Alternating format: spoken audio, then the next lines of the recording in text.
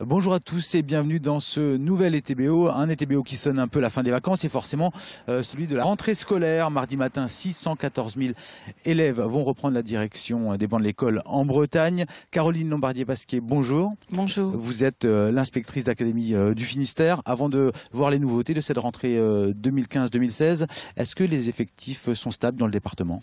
Alors les effectifs sont stables dans le département, mais avec des grosses différences selon les cycles d'enseignement. Des effectifs en diminution en école maternelle et élémentaire, en diminution également en collège, cependant en augmentation en lycée et lycée professionnel puisque nous accueillons les enfants de l'an 2000. Très bien, écoutez, on vous retrouve dans un instant. Avant cela, on fait le point sur l'actualité du département de ce lundi 31 août 2015. Le petit Brendan aide sa maman dans sa future cantine pour les derniers préparatifs avant la rentrée à Pont-Croix. Des parents actifs qui ont fait les peintures et les rangements de la nouvelle école d'Iwan. Brendan va y faire sa rentrée en maternelle. Tous les cours y seront donnés en breton. C'est une chance d'être bilingue, donc faut autant commencer tôt. Donc voilà, en le mettant à Diwan. Ici, on n'a pas d'école bilingue, donc c'est l'immersion de toute façon le plus efficace. Dans la salle de classe, l'institutrice vérifie qu'il ne manque rien. Pascal Sergent appartient au réseau d'Iwan depuis une vingtaine d'années. Ce mardi matin, elle accueillera 14 enfants qui s'ajoutent aux 3700 que compte déjà le réseau. Elle sera secondée par 2 aides maternelles dans cette classe de 4 niveaux. Je vais d'abord me présenter, puis les enfants vont se présenter, ceux qui le souhaiteront en tout cas, parce que comme vous savez, c'est une ouverture d'école avec toute la classe de maternelle, donc ça va de 2 ans à 5 ans. Alors vous pensez bien que les petits vont être un petit peu réservés, mais à 5 ans, on est déjà capable de se présenter. C'est très enrichissant comme expérience, et puis je vois que les parents sont motivés, le comité de soutien toujours aussi motivé qu'au balbutiement du projet. Il aura fallu 2 ans pour que cet établissement voie le jour. C'est la seule école d'Iwan du Cap Sizun. Entre 10 et 15 000 euros ont été nécessaires pour financer cette première année scolaire. Un comité de soutien a permis au projet de se concrétiser. Nous sommes partis à 3, mais très vite, ça a été 10, 20, 30, 40, 50. On a senti vraiment qu'il y avait un besoin, qu'il y avait une sympathie autour de nous. Et ça nous a beaucoup encouragés. Prochain défi, maintenir ses effectifs face à une école publique et privée dans le même village. Ouvrir une classe en zone rurale reste toujours un défi fragile. En tout cas, tout est prêt. Il ne reste plus maintenant qu'aux élèves à découvrir leur nouvel environnement. Leur maîtresse leur souhaite déjà la bienvenue, et en breton bien sûr. Il y avait beaucoup d'émotions samedi dernier au petit matin sur le port de l'Esconil. Durant près d'un mois, Christine et Marie-Jo ont décidé de marcher sur les routes du Trobriez, la tournée des cathédrales bretonnes. 600 km pour la bonne cause. Une marche en mémoire du petit-fils de Catherine, Raphaël, décédé il y a moins d'1 an d'une maladie rare, l'épidermolyse bulleuse. On ne connaissait pas la maladie, le diagnostic est tombé très vite parce que les enfants qui ont cette maladie naissent avec des problèmes de peau dès la naissance. Et le pronostic vital était engagé dès le départ. On savait qu'il ne serait pas viable au-delà de 3 mois. Il est quand même allé jusqu'à 4 mois et demi. Et c'est suite à ça qu'en tant que grand-mère, j'ai été hyper motivée pour faire quelque chose pour qu'un jour peut-être on puisse éradiquer la maladie. Chaque jour, Christine et Marie-Jo vont donc parcourir entre 20 et 40 km pour faire parler de l'association des bras et de cette maladie pour l'instant incurable qui rend la peau des bébés aussi fragile qu'une aile de papillon. On associe un plaisir puisque nous aimons marcher, on randonne toutes les deux depuis déjà quelques années et voilà, on fait le plaisir avec une bonne cause. Les gens peuvent nous accompagner moyennant une participation de 5 €, quel que soit le nombre de kilomètres que les gens feront. Cette somme sera reversée intégralement à l'association des bras pour la recherche. Des recherches qui ont déjà porté leurs fruits, car depuis 3-4 ans, les familles touchées une première fois par la maladie peuvent désormais la faire déceler dès les premières semaines de grossesse. C'est-à-dire qu'au bout de 3 mois, la peau du fœtus est formée et on peut savoir si l'enfant sera malade ou pas.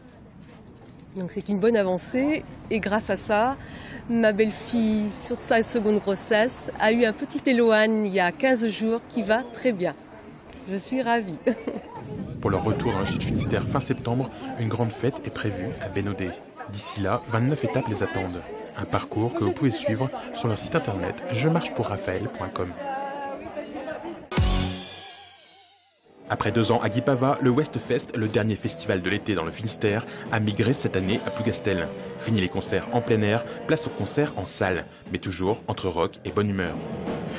Un festival organisé par une association, par 15 copains, donc un festival à petite échelle, à taille humaine, et de passer un bon moment, un bon week-end. Avec un vendredi rock et un samedi plus mélangé, à l'image de Sergent Garcia, les organisateurs ont choisi l'ouverture, un état d'esprit qui a trouvé son public.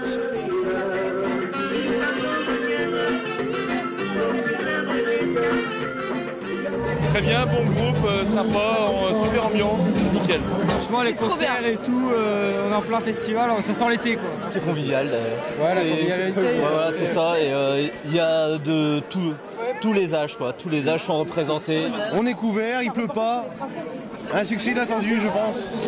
Un succès en grande partie dû à des petits Nantais, car c'était bien eux les stars de la soirée. Sortis tout droit des années 80-90, les tubes d'Elmer Footbeat n'ont pas pris une ride et ont collé parfaitement à l'ambiance bon enfant du Westfest.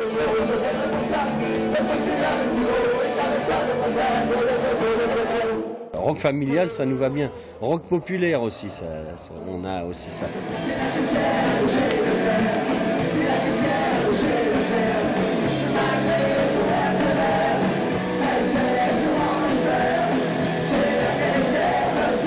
Notre public nous apprécie à Brest.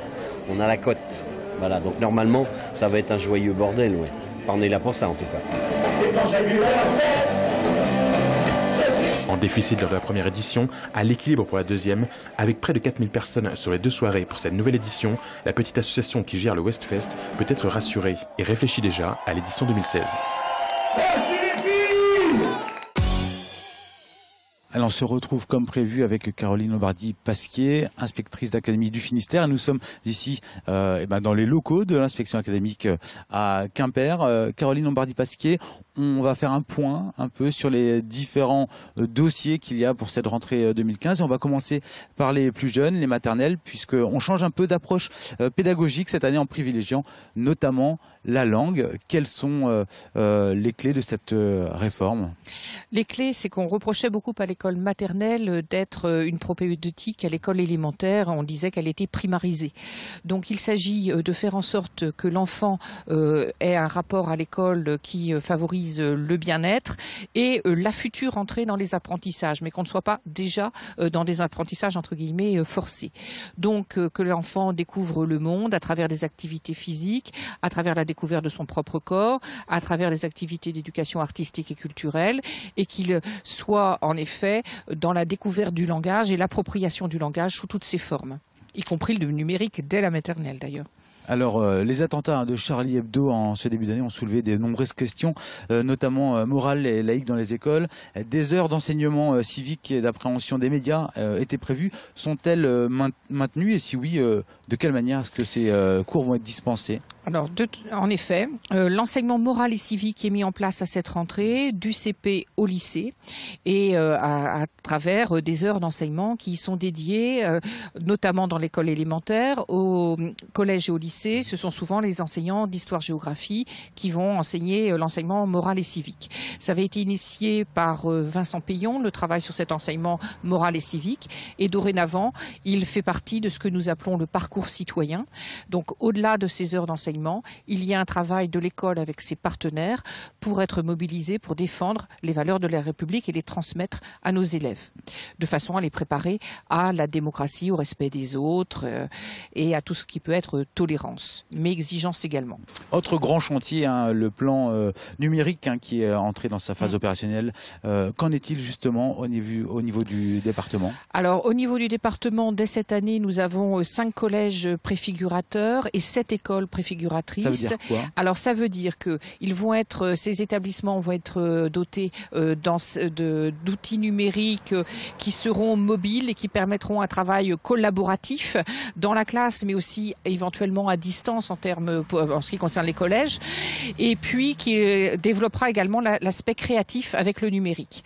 Donc un grand plan qui va bien entendu être sur plusieurs années. Un grand chantier sur lequel vous allez, j'imagine, travailler cette année, dernier, c'est la réforme du collège qui entrera en vigueur dans un an, en 2016. Là aussi, beaucoup d'évolutions au sein des enseignements. Tout à fait. 20% du temps de travail des enseignants va être dédié soit à des enseignements pratiques interdisciplinaires, soit à de l'accompagnement personnalisé des élèves, soit du travail en petits groupes. Et cela à l'initiative de l'établissement pour répondre au mieux aux besoins des élèves. Tout en sachant qu'il y a quand même 6 champs imposés en termes d'enseignement pratique interdisciplinaire. Mais l'organisation, les offres elles-mêmes, le contenu sera à la main, entre guillemets, des équipes. Donc un travail important que nous devons commencer tôt, puisque la préparation de la rentrée scolaire 2016, en termes d'organisation, nous le faisons dès le mois de décembre. Donc le 10 septembre, je réunis avec les corps d'inspection pédagogique les principaux de collège, et puis ensuite nous formons les enseignants. Alors, durant le printemps dernier, lors de l'annonce de la carte scolaire de cette rentrée 2015-2016, la commune de Berrien, dont un poste devait être supprimé, s'est mobilisée pour attirer de nouvelles familles en vendant des terrains au prix de 1 € le mètre carré. Résultat, entre 9 et 11 élèves doivent rejoindre l'école primaire et élémentaire d'ici la fin de 2015. La carte scolaire prévoyait la fermeture d'un poste. Allez-vous revenir sur cette décision et l'école de Berrien conservera-t-elle ce poste? En juillet, en effet, la commune de Berrien nous a fait parvenir une liste d'élèves. Tout à fait, ce serait 11 élèves de plus. Si ces élèves sont bien là, il est bien entendu, il ne serait pas possible que ces élèves aient seulement 3 enseignants devant eux. Donc, dans ces cas-là, mais comme pour toutes les autres écoles, puisqu'on tient compte des évolutions d'effectifs durant l'été, nous en tiendrons compte. Donc vous nous confirmez que Berrien, dans ces conditions-là, devrait conserver ce 4e poste? Nous devrions le rétablir. C'est plutôt dans ces termes-là que cela se pose, puisque le poste a bien été supprimé.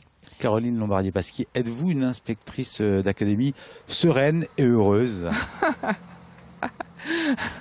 Je suis heureuse de travailler dans le département du Finistère, dans lequel tous les personnels sont extrêmement engagés. Je dis bien tous les personnels, et ça n'est pas par moment, on peut avoir quelquefois des différends avec les représentants des personnels qui nous disent qu'il n'y a pas assez de moyens. Je trouve que ce sont des grands professionnels, donc je suis très heureuse. Sereine, on ne peut jamais l'être.